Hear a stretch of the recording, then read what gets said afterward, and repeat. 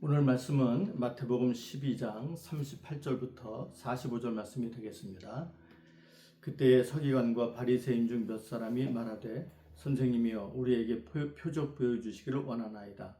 예수께서 대답하여 이르시되 악하고 음란한 세대가 표적을 구하나 선지자 요나의 표적밖에는 보일 표적이 없느니라.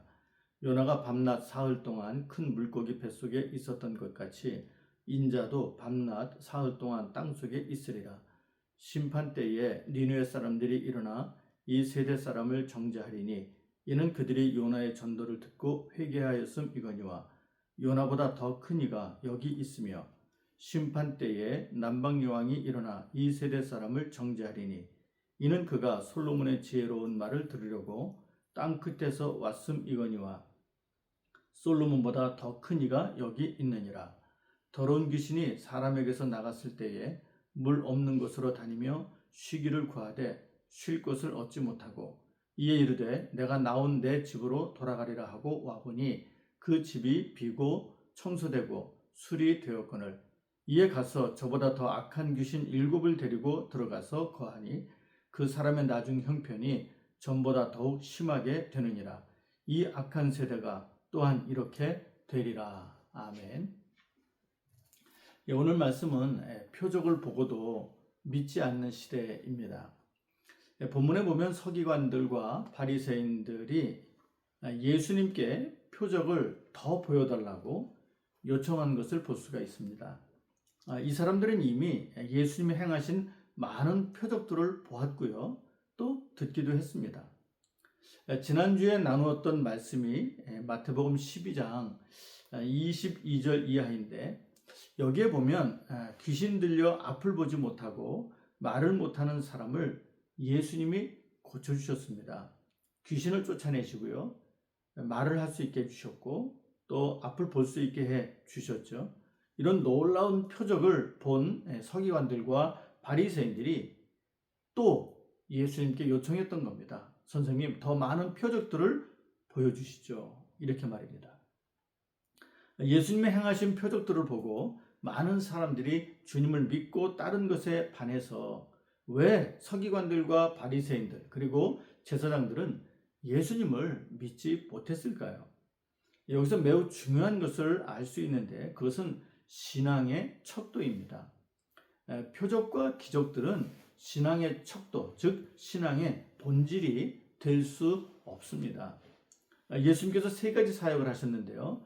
천국 복음을 가르치셨고 또 천국 복음을 전파하셨고요. 그리고 치유하는 사역을 하셨습니다.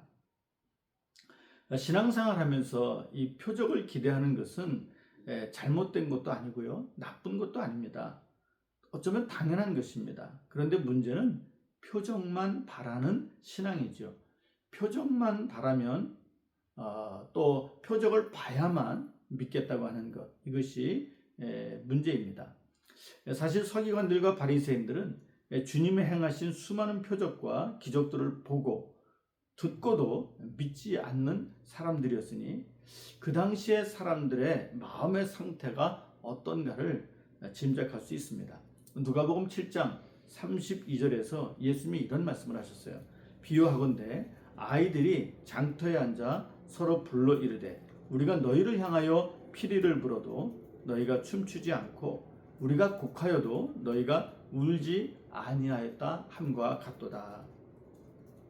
이 말씀은 예수님이 표적과 기적들을 보여주어도 사람들의 마음이 완악해서 반응하지 않는다는 것이죠. 믿으려 하지 않는다는 겁니다. 여기에 해당되는 사람들이 서기관들과 바리새인들이었죠. 과거 70년대에는 성령의 역사가 정말 놀랍게 일어났었습니다. 교회에서 부흥회를 하면 치유의 역사가 많이 일어났고요. 그래서 어느 교회에서 누가 고침을 받았다 하면 그 소문이 온 동네에 다 퍼지게 되었고 교파를 초월해서 그 교회에 사람들이 몰려와서 그 교회가 가득 찼던 그런 때가 있었습니다. 그리고 또 그 계기를 통해서 많은 사람들이 예수님을 믿게 되었고요. 그런데 지금은 어느 교회에서 누가 고침을 받았다 해도 소문도 나지 않을 뿐더러 찾아오지도 않습니다. 이제는 교회에서 성령의 역사가 일어난다고 해도 사람들이 오지 않는 시대가 되었어요. 피리를 불어도 아이들이 춤을 추지 않는 것처럼 사람들의 반응이 거의 없는 것이죠.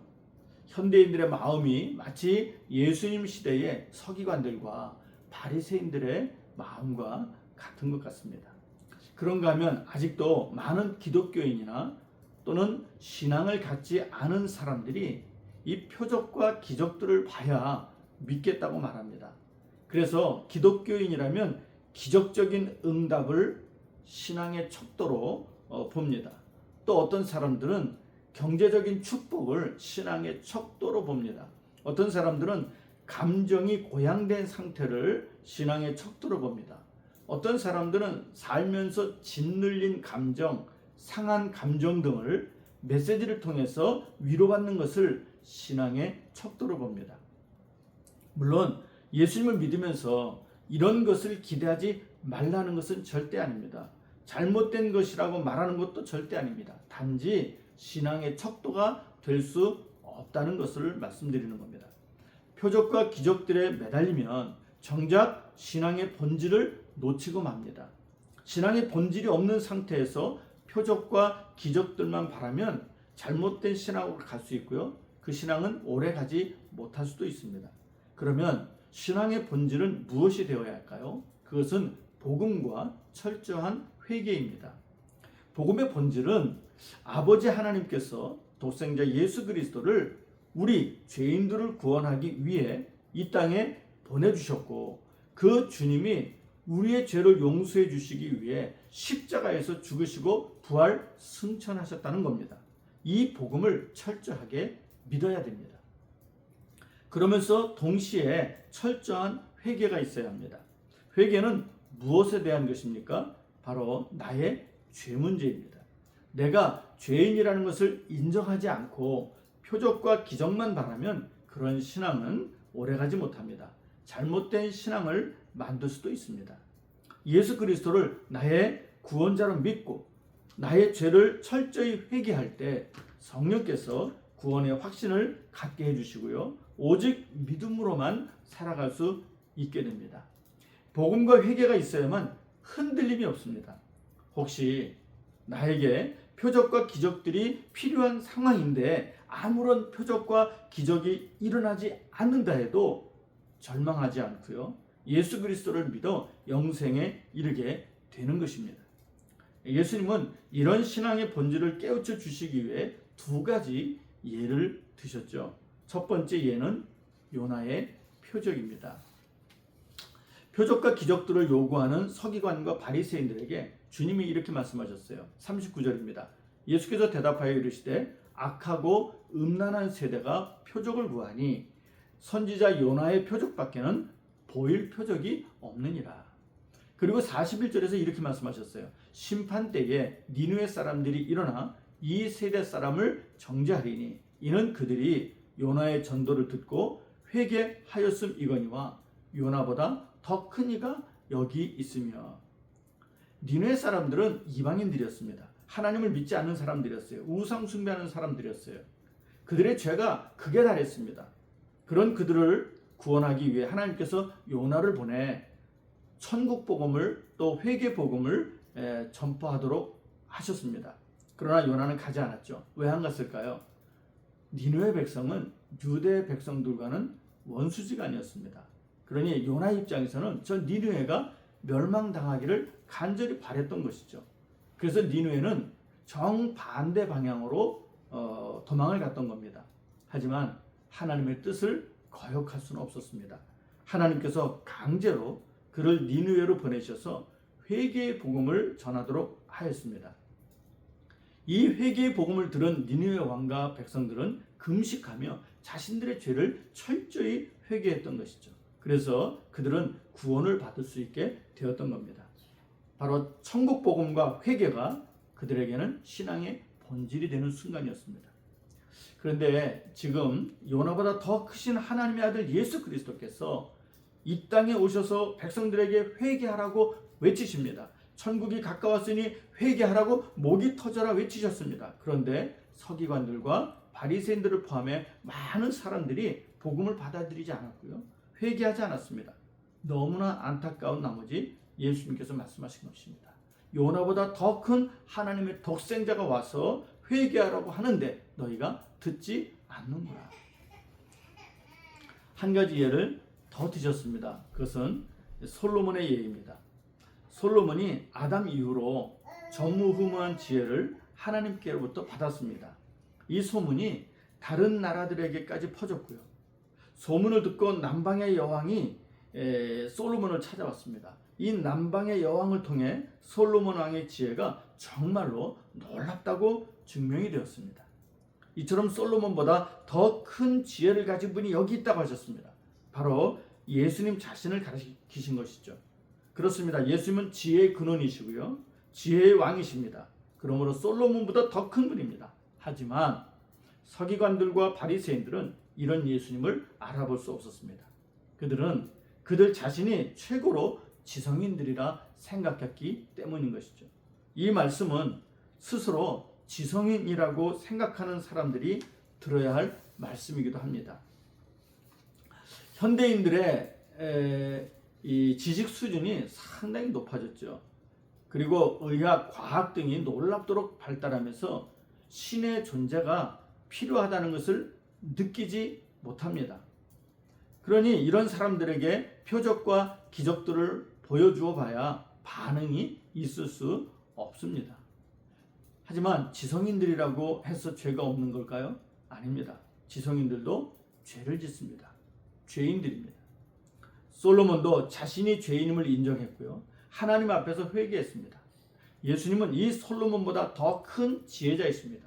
지혜의 근원이십니다. 이 예수님이 복음을 받아들이고 회개하라고 외치셨던 겁니다. 그런데 지성인들은 회개하지 않았습니다.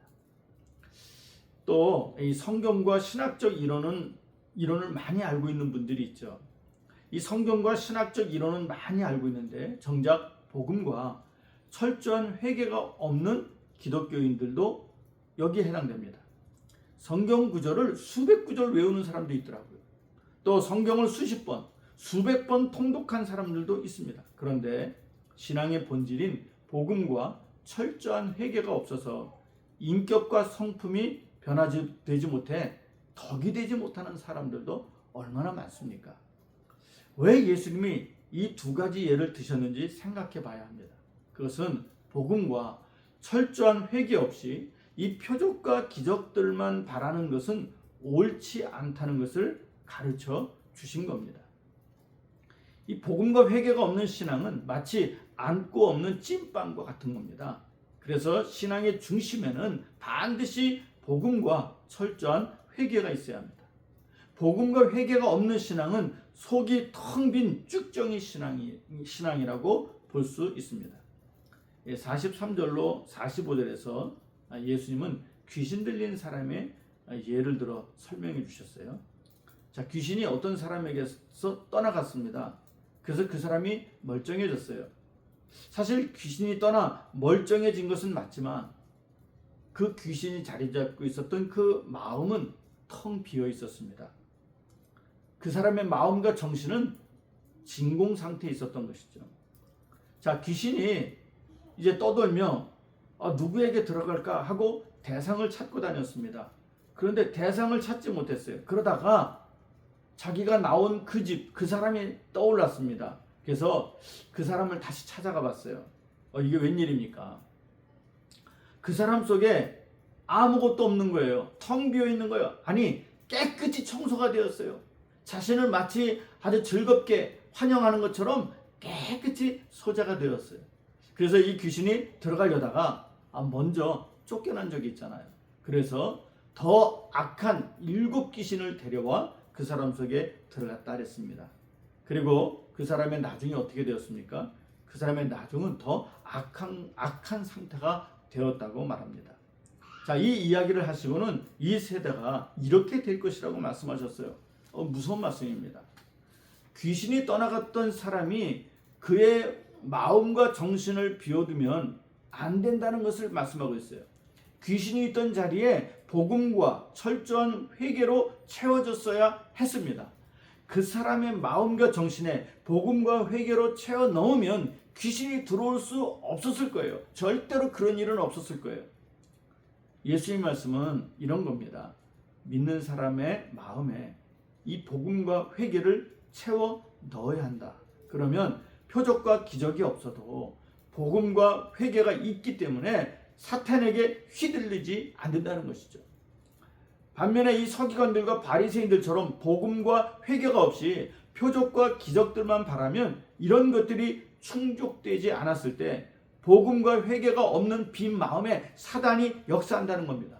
귀신이 더 악한 귀신들을 데려와 복음과 회개가 없는 사람들 마음에 들어와서 그 사람의 상태를 전보다 더 악하게 만들어 버린다는 겁니다. 기복신앙만 가지고 있는 사람은 어떨까요? 복음과 회개가 없이 기복신앙만 가진 사람들도 더 많은 복을 쫓다가 상태가 더 나빠지고 결국에는 죽게 될 것이라는 겁니다. 지성인들 그리고 성경적인 지성인들 역시 복음과 회개가 없는 상태에서 지식만 쫓다가는 상태가 더 악화되고 결국엔 죽게 될 거라는 것이죠. 복음과 회개가 없으면 구원이 있다고 말할 수 있을까요? 영생이 있다고 말할 수 있을까요? 없습니다.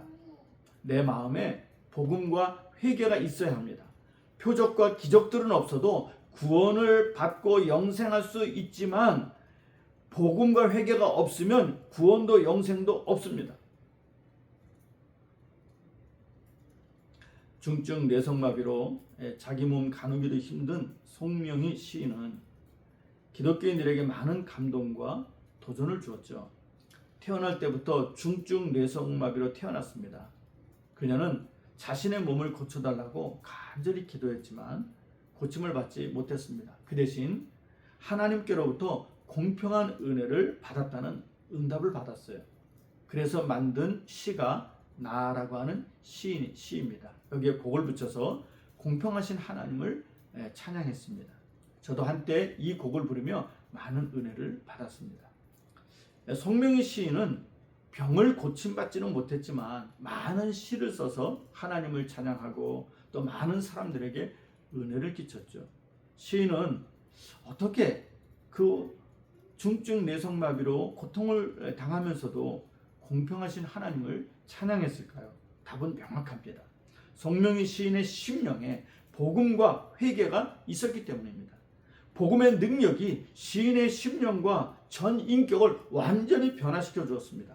그래서 몸은 여전히 중증 뇌성마비 상태지만 마음은 완전히 치유받아서 하나님을 찬양하고 복음을 나누는 따뜻한 일들을 감당하였던 겁니다.